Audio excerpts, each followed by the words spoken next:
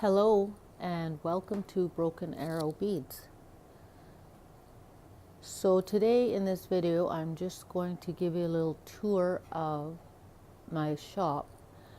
It's not a huge shop, but this is where all the action happens.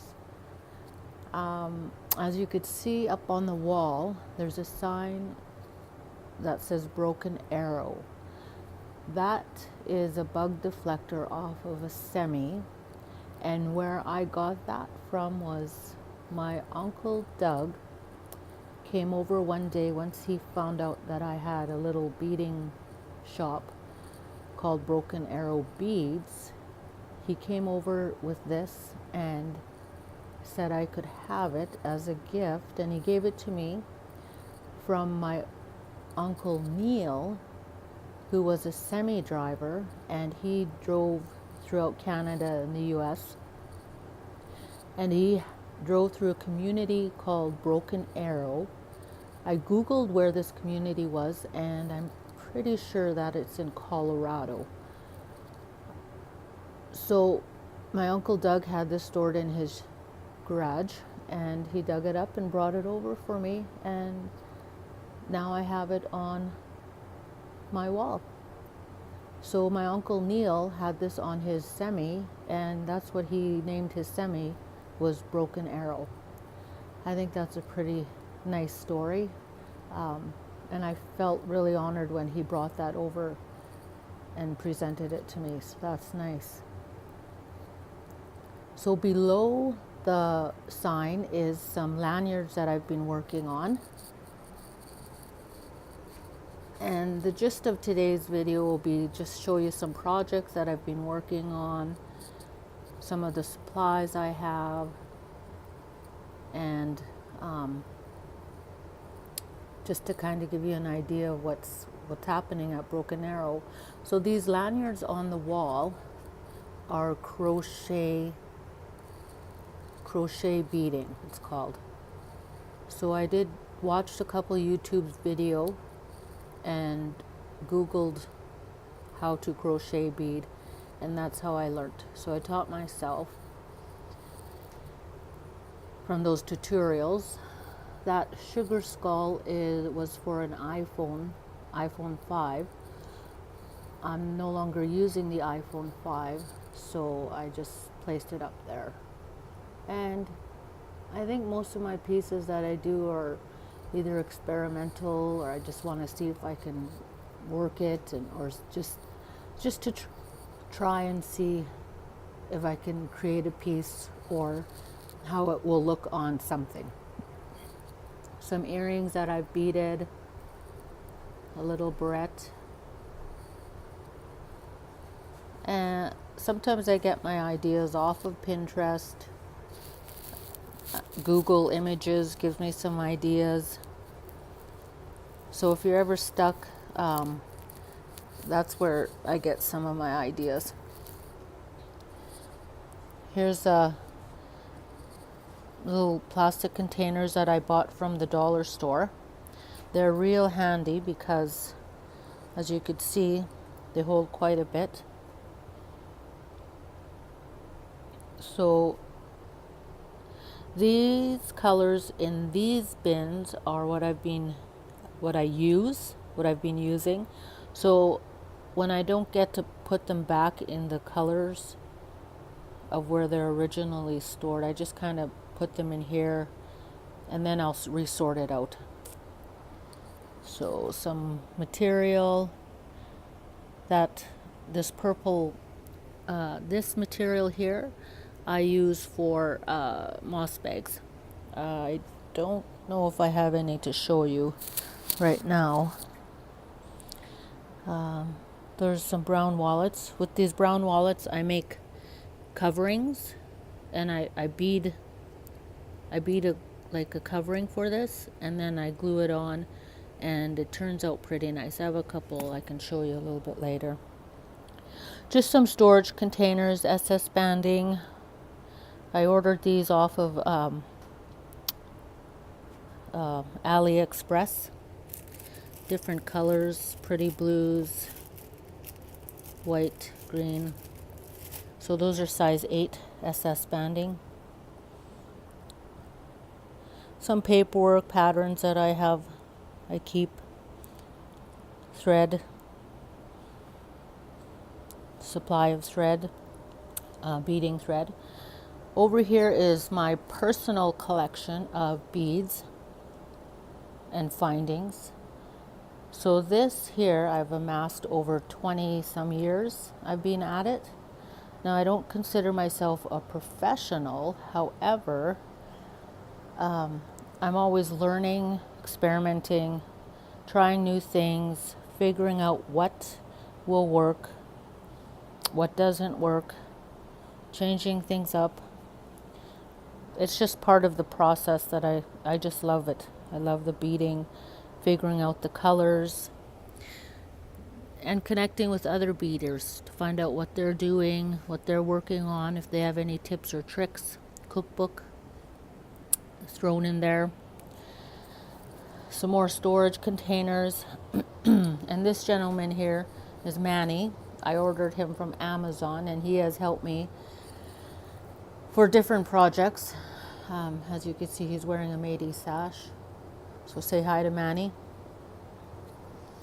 And these plastic containers that are holding the supplies, I lucked out and got them at a yarn store that was selling out, and for $1 a bin. So I bought 10 of them. So this section here is the Broken Arrow supply section. It's not very large, but over time I'll probably try and build up my supply. This section of beads, someone had extra beads and I think I bought them for like $10, real cheap. They just wanted to get rid of them. I thought that was a good deal. I've yet to go through them.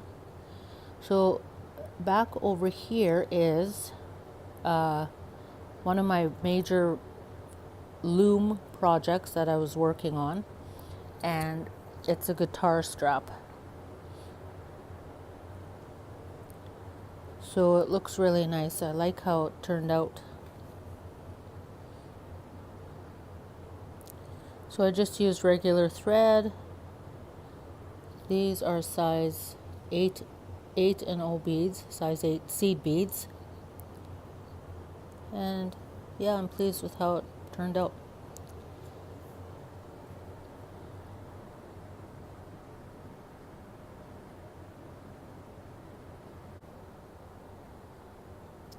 In this section here, I have a crochet pattern crochet beading pattern with seed beads that I've been working on. On this piece of paper is the sequence of the beads. So what I do is I'll thread some really thin yarn and string all the beads onto that in this order. And then I'll crochet the beads into that tubular pattern that makes those lanyards. It's a really long process and you need to have a lot of space to do it. But I've made a few, as you could see, and it has, with that, I like doing that way because I can take the project with me if I'm driving in the car or traveling, or well, not driving, but riding in a vehicle. Then I can just sit there and crochet, and it's good. Here is another loom pattern. This is like the second loom pattern that I worked on, and I got this idea off of Pinterest. So on this folded up paper so the colors aren't exactly the same, and my thought is if someone posts something on Pinterest or wherever, it's an idea to share. So when I do my projects and I put them online, I feel free to copy it or adapt it to how you like, because it's not it just feels good to share it and get ideas from other beaders as well.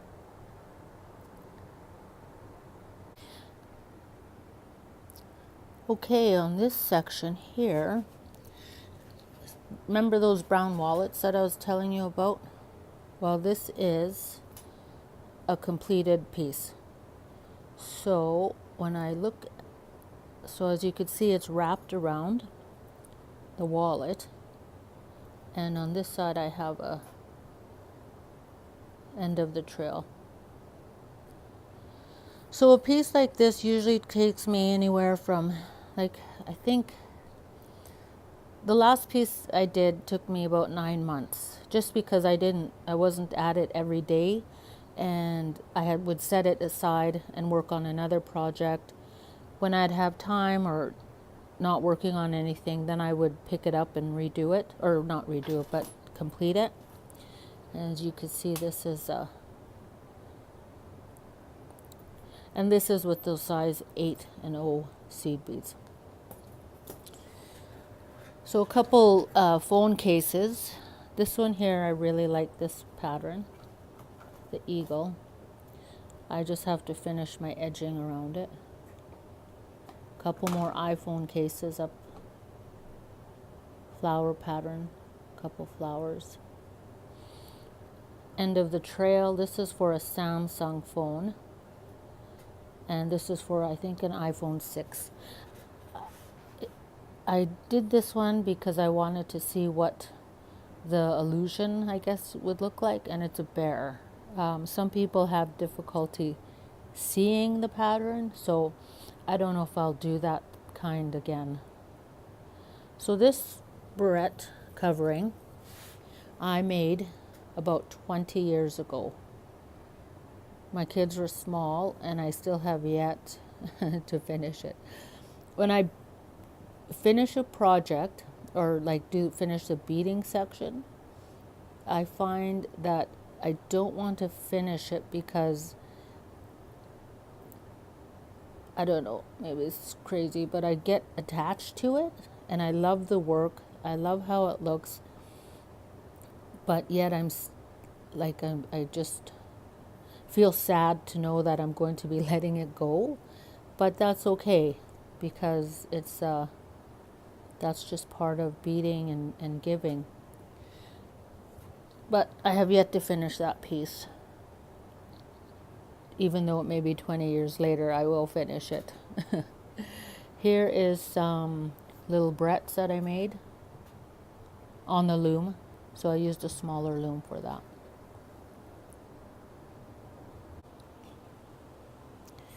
Okay, in this section, I've got a few projects that I've been working on.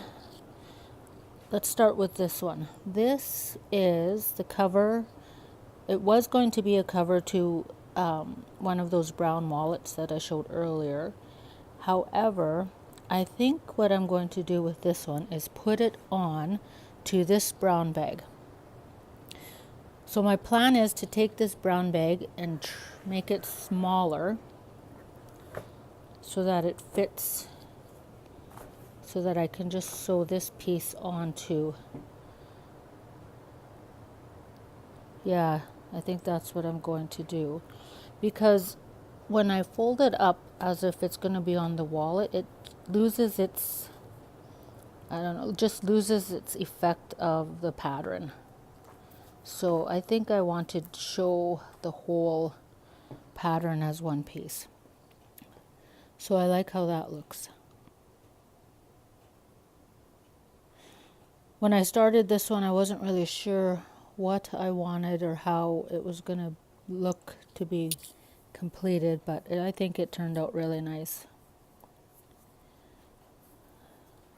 So I've also been working on some earrings that have some jewel centers. And upon making these earrings, they're easy enough to make, but I ran into a problem with the glue that I was using. So with the gems, which are the centerpiece, if you look carefully, you could see how the foil of the gem is all crinkly and it just doesn't look appealing. So that happened with all these earrings that I made. See, you could see on this one, see how the center looks all like blotchy and not smooth. So the glue I had used for that was the E6000 glue, which it's a good adhesive. However, what I noticed, because it's strong, I think that's why, because it's so strong that it either melted through the foil or just made the foil all crinkly. So instead of the E6000 glue, what I used was the Well Bond, which I just got from Canadian Tire. And the Well Bond holds well enough. So this one here, I used the Well Bond, and as you can see, it turned out a lot better than using the E6000 to hold the gems on. Now the E6000 is perfect if we're holding the backing, like the earring posts on it, because it's such a strong adhesive that the earring posts it's just like cement, a solid glue for this kind of stuff to hold the earring post on, but not so good to glue on the gems to the earrings with the silver backing. So lesson learned, and that's okay, because I find that, like I said, I like to try and experiment and see what works and what doesn't work.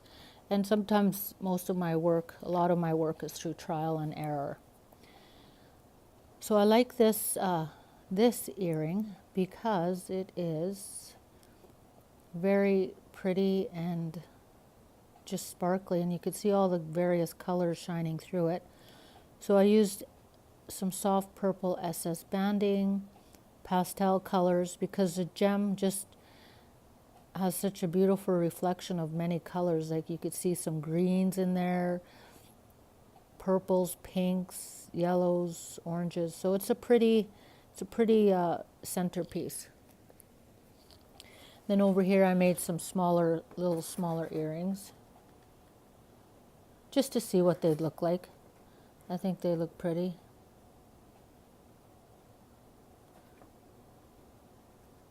Just to give that a go. And then this piece here I made using size 10 and 0 seed beads, and it's that 3-drop gourd stitch pattern. Now this was one of the first pieces that I made using that pattern, using that stitch. I really like this stitch. However, because I didn't understand how to, when you go full circle around the whatever you're stitching around, I would mess up on the step up portion, which I called it the bridge. In my previous tutorial on 3-drop gourd stitch tutorial, when you come full circumference around the thing you're beading on, the container, there's a little section where you don't add a bead, you bridge through. A viewer explained to me that part is called the step up, and thank you very much for that. And so anyways, this piece is all right. It's I could see where the errors are though, but it's pretty nice. Some silver shiny paper I put on the top. The lid pops off nice and easy. And I made this little container out of paper towel roll and cardboard. And I use it to store small items like thumbtacks. So serves its purpose well, and it looks nice. So there you are. There's my tour of Broken Arrow beads. Thank you for stopping by.